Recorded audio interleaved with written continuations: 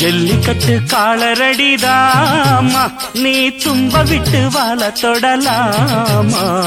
பாய் மேல பூ போட்டு படிப்போமா புது பாட்டு ஆமாமா அதுதானே